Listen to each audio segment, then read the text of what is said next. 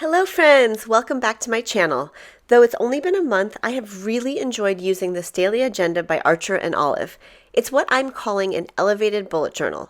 In this video, I will show you how I finish up January and start setting up February using my favorite supplies at the moment.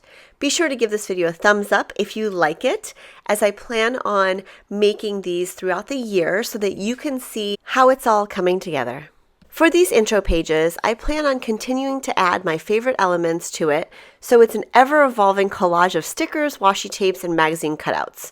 You can choose a color scheme to stick to if you have trouble narrowing things down, like I sometimes do. I decided to write down a single word for every day, and I think it'll be a cool collection of words throughout the whole year once this is filled up.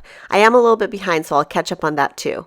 Here's what the monthly overview looked like for January, and though it's not completely filled out, it's okay. I'm just going to leave it as this. I don't think I'm going to add any more to it. I might add some words to the side if I feel like it, but for the most part, I'm very happy with the blue color scheme that I was able to stick to. And I did stick to it for the first week, actually the first couple weeks. This was when we were on vacation in Kauai, and then I came back and went to the Ojai Valley Inn to celebrate my BFF's birthday. And then the next week was when I was back in the studio and really starting work. I had my dad and his wife in town, so I had him make some notes in there, which was really cool. And then this week I decided to throw the color scheme out the window, and because I was attending Creativation, I added whatever colors and elements and stickers that I felt like doing. And it makes me so happy to be able to look back on these pages where I didn't really limit myself. So here I went ahead and on the right side, because those dates are part of February, I covered them up with washi tapes and stickers from Creativation. So they're mostly from crepe paper. And I decided to speed up this video pretty much the rest of the way because I'm just going to be adding elements here and there. This Kelly Creates pen is something that I love using. These are the Dream pens, and I love how small you can get with brush lettering. So there are different ways that I like to add to these pages when I'm playing catch up and when I'm setting things up. Because the color scheme is sort of set in the right side where I did the washi tape and those other elements, I've decided to try and stick to it as much as possible, which is why I changed the color of that green rainbow stripe to blue. To me, this whole process of planning and documenting is meant to be enjoyable and fun. I encourage you to break out your favorite markers. These Tombow brush pens have been a staple since I have started playing with them and learned brush lettering just a few years ago. When I first started, I had to really get the rhythm of using the brush markers, but I promise you, once you stick to it and practice, you will love the added touch that it gives to your planners and paper projects.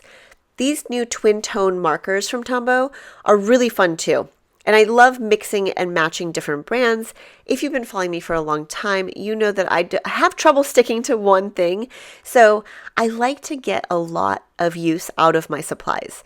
And for me, it's an investment in getting things that you love, which is what leads me to these Faber Castell Gelatos. I had really hesitated to invest in such a big commitment, but Faber-Castell was nice enough to send me a bunch of gelatos to test them out. And this set in particular is something that I highly recommend because you can use it in the most easy of ways. And this is what I'm demonstrating down here. All you do is rub sort of a cloud-like circle motion, and then I take the sponge and sort of blend it together. It's really fun to play around with, and there are so many different ways of using this, but this is just a simple way to make some marks and bring some color into your planners. I'm taking the water brush and I'm just adding a little bit of water and swirling it around. You want to wait until this is completely dry before you do anything on top of it, which I sometimes get a little impatient, but I'm taking this other color. I don't know if it's called mustard or not, but it's sort of a gold yellow color. And it's a beautiful shade that matches perfectly with the color scheme that I have going on here. So just a little bit more water with a water brush again. And I love the feeling of being free when you're playing with new supplies. There's so much beauty in experimentation. Have you noticed that sometimes when you don't have a plan, the best results actually come from those moments? While waiting for the gelatos to dry, I envisioned a mandala of sorts up here. The fine point of the twin tone marker is so perfect for these intricate drawings and sketches. And this is not perfect by any means. I probably should have looked on Pinterest or Instagram and referenced a mandala of sorts, but I didn't. I took inspiration from some doodles that I had previously done for Sketchbook, my collection with American Crafts, and I just went with it. And so that was just freehand. I wasn't looking at anything, but maybe I should have. So here is where I was a little bit impatient and I didn't let it dry completely. But if you take a Pitt Artist pen, once your gelatos are totally dry, you can write over it and it doesn't smudge. It doesn't do anything. It's an amazing surface to work on once the gelatos are dry. So that's what I did. I put a little quote down there. And I'm just making some notes with the Pitt pen too. Here's another pen that I've loved to use because it is waterproof. So if you want to draw a design and then add gelatos over it, you definitely could. If you want to add watercolors to it, it's excellent too. So the quote that I wrote down is, "Today's progress is always compounded by yesterday's effort, no matter how small." And to me, this just means no matter what little step you can take towards your goal, it's a benefit if you just take that small step and take that action. So big things come because you do these little things. I'm just going to show you how I stamp here using the Erin Condren and Amy Tangerine collaboration stamps. If you haven't seen them, you should grab them. They're really fun.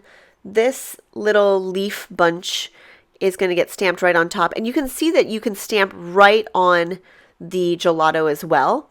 And I love how it turns out and I love how it feels when you actually stamp on it. This one I'm going to do to show you a little bit better.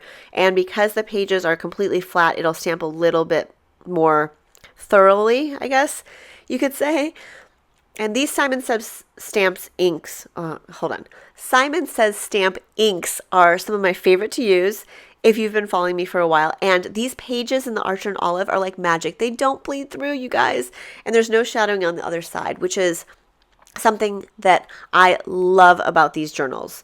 The bright white pages are a total bonus too. Let me know in the comments if you've tried any of these supplies that I mentioned. I would love your thoughts on any of them. I like to incorporate not just to-dos, but also things that I found beneficial that I want to remember from the day. For example, here I'm writing down, be a catalyst for growth, connective moments, here to make a massive impact.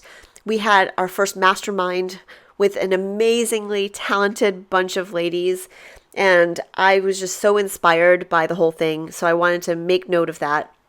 And then the Lakers game, we had dinner at the Lexus Club, and then it went into overtime, and the Clippers lost by 3 points, although I thought it was 2, so I had to scratch that out, but it's okay. And it was really exciting because LeBron had returned from his injury and being out after missing 17 games. So those are just the little things that I want to notate there. The gelato up here dried, so I wanted to just add some more plus signs. There are some designs that are my go-tos. I love doodling hearts. I love doodling plus signs. I love just making marks. And I think that if you find something that you really enjoy doing, do it throughout your book. It's okay to have multiple things repeat or multiple patterns or elements repeat throughout your journal. I think that makes for somewhat of a cohesiveness too. I had a sad day on Tuesday, so I'm stamping this little tiny sad face, and I wrote, "Sad day, stay strong." Look, we all go through hardships. We all go through difficult times, and I think that staying positive is something that I have really tried to maintain for the better part of my life. And I might actually make a video, if you guys want to see it, on my tips for staying positive when things go wrong. Another quote that I wrote down was this from Martha Beck: "As long as you have found a way to be powerful within your circumstance, you can lead people out of darkness," which I just love. And so I hope to be a ray of light to you guys and shine bright and encourage you to live your best creative life. And not every day is wonderful, but some days you get Happy Mail, like this Pipsticks collaboration that I did. I like to segue out of sad things too very quickly. It's called Resilience, people, I swear. So inside this Pipsticks sticker pack that I helped contribute to and curate is a bunch of stickers. This is the January Pro Club pack, which I have linked below. I think that you can still get your hands on it. I'm not positive, but I think you can.